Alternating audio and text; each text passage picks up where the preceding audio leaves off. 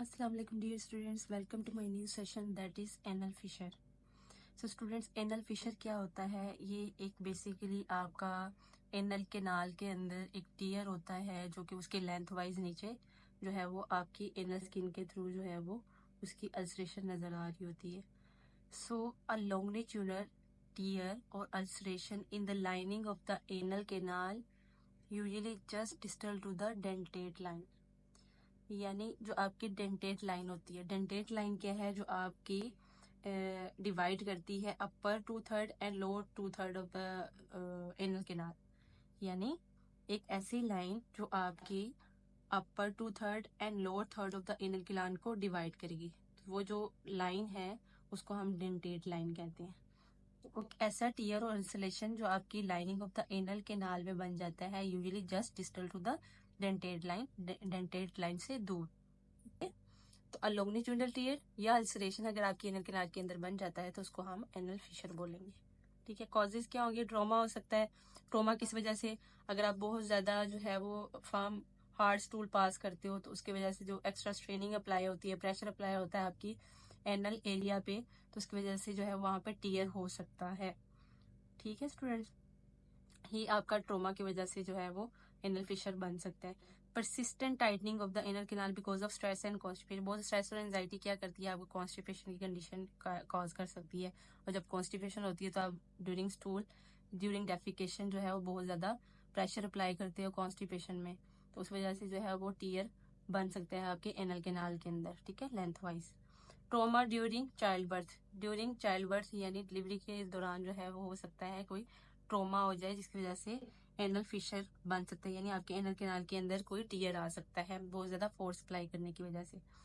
Over use of laxatives. बहुत ज्यादा use अगर कर रहे हैं लेग्जेटिव्स का तो बार बार टॉयलेट अटेंड करने की वजह से पेशेंट बहुत ज्यादा स्ट्रेनिंग अप्लाई करने की वजह से, ओवर स्ट्रेनिंग की वजह से पेशेंट की एनल कैनाल के अंदर टीयर आ सकता है. ठीक है, तो उसे हम कह सकते हैं कि ओवर यूज अगर आप करते हैं लेग्जेटिव का तो वो भी एनल फिशर को लीड कर सकता है. ठीक है, तो एनल टीयर के जो कॉजेज हैं वो हमने देख लिए. ट्रॉमा की वजह से, परसिस्टेंट टाइटनिंग की वजह से आपके एनल कैनाल के अंदर. ठीक है, स्ट्रेस, एंजाइटी या कॉन्स्टिपेशन है, या चाइल्ड बर्थ के दौरान ड्यूरिंग डिलीवरी जो है वो पेशेंट जो है वो टीयर आ जाता है उसके एनल कैनाल के अंदर, या फिर लेग्जेटिव्स का बहुत ज्यादा यूज किया जा रहा है. ठीक है, लेग्जेटिव्स क्या होते हैं? जो कॉन्स्टिपेशन रिलीव करने के लिए हम ड्रग्स देते हैं. ठीक है, उससे आपकी इंटेस्टाइनल जो है वो मूवमेंट इंक्रीज होती है, आप स्टूल पास करते हो. नाउ स्टूडेंट्स, क्लिनिकल मैनिफेस्टेशन देख लेते हैं एनल फिशर की. इसमें एक्सट्रीमली पेनफुल डेफिकेशन होगी. जैसे ही पेशेंट स्टूल पास करेगा, डेफिकेट करेगा, बहुत ज्यादा पेन होगी पेशेंट को एनल एरिया में. और इस पेनफुल डेफिकेशन की वजह से पेशेंट को बर्निंग सेंसेशन भी आएगी.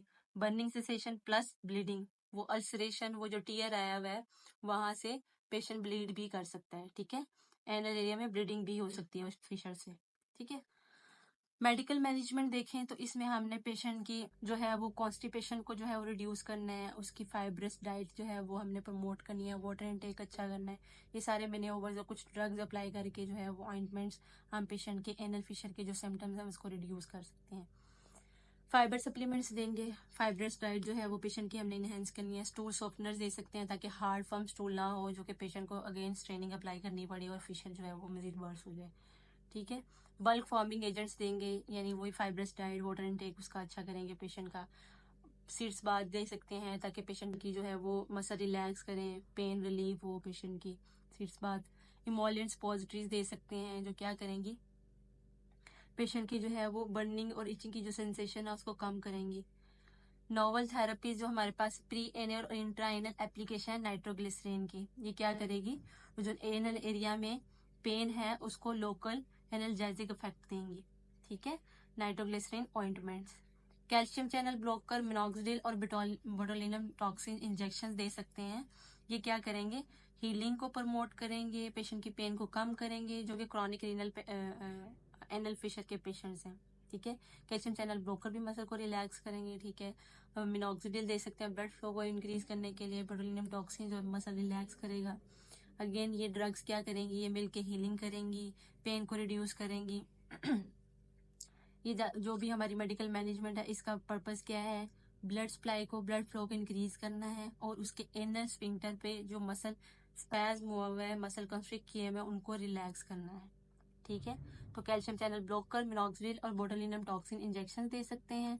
और ये लाइफस्टाइल मॉडिफिकेशंस कर सकते हैं हम, जिसमें उसकी फाइब्रस डाइट हमने ऐड करनी है।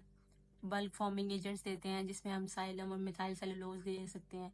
वाटर इनटेक उसको, यानी ये जो मैन्योवर्स हैं ये क्या करेंगे, उसकी कॉन्स्टिपेशन को रिड्यूस करेंगे।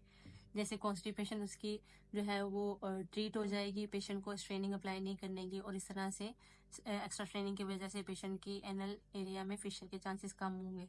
सर्जिकल मैनेजमेंट में हमने सर्जरी जो कंजर्वेटिव ट्रीटमेंट करते हैं, उसके बाद अगर पेशेंट का फिशर जो है वो रिस्पॉन्स नहीं कर रहा इस सारी ट्रीटमेंट लाइन को, तो फिर हमें सर्जरी करनी पड़ सकती है। उसमें सर्जरी में हम क्या कर सकते हैं, तो जो सर्जिकल प्रोसीजर है वो हमारे पास है लेटरल इंटरनल स्फिंक्टरोटमी। इसमें सर्जन क्या करता है, एक स्मॉल कट देता है आपकी बैक साइड पे, ठीक है, स्किन पे, ठीक है, एनल एरिया में। और वो क्या करेगा, वहां पे जो इंटरनल स्फिंक्टर के अंदर जो लोअर पार्ट है उसको क्या कर देगा, मसल को रिमूव कर देगा। इससे क्या होगा, वहां पे जो स्फिंक्टर के अंदर मसल स्पैज्म हुआ हुआ है इंटरनल स्फिंक्टर में, उसको रिलैक्स करेगा वो, और उसकी ब्लड सप्लाई जो है वो इनहेंस हो जाएगी, और फिशर जो है वो जल्दी हील होगा, ठीक है, बेटर ब्लड सप्लाई की वजह से। तो लेटरल इंटरनल स्फिंक्टरोटमी जो है वो इसका सर्जिकल प्रोसीजर है जो हम फिशर एनल फिशर के पेशेंट्स में कर सकते हैं। ये था हमारा आज का सेशन जो कि एनल फिशर पे था। एनल फिशर क्या है, एक लॉन्गिट्यूडनल टीयर है लेंथ वाइज एनल केनाल के अंदर, उसकी डेंटेट लाइन से जो है वो डिस्टल, ठीक है, डेंटेट लाइन से नीचे आपकी एनल एरिया में क्या होगा, स्किन में एक टीयर बन जाएगा, ठीक है। अब ट्रॉमा की वजह से हो सकता है, कॉन्स्टिपेशन की वजह से हो सकता है, ड्यूरिंग डिलीवरी चाइल्ड बर्थ की वजह से हो सकता है, laxative over use of laxative. इसके 3 ही साइन एंड सिम्टम है, पेनफुल डेफिकेशन है, बर्निंग है और ब्लीडिंग है। लाइफस्टाइल मॉडिफिकेशन, कुछ ड्रग्स ऐड करेंगे मेडिकल मैनेजमेंट में, और एक सिंपल सर्जिकल मैनेजमेंट करके हम लेटरल इंटरनल स्फिंक्टरोटमी, स्फिंक्टर मसल को जो है वहां से कट डाउन करके आपके जो स्फिंक्टर है मसल है उनको रिलैक्स करेंगे, और इस तरह से वहां पे ब्लड सप्लाई जो है वो अच्छी हो जाएगी और फिशर जो है वो जल्दी हील करेगा, ठीक है। ये है हमारा आज का सेशन एनल फिशर। इसको अच्छे से पढ़िएगा, पेपर पॉइंट ऑफ व्यू से ये भी इम्पोर्टेंट टॉपिक है। Take care of yourself. अल्लाह हाफिज, बाय बाय।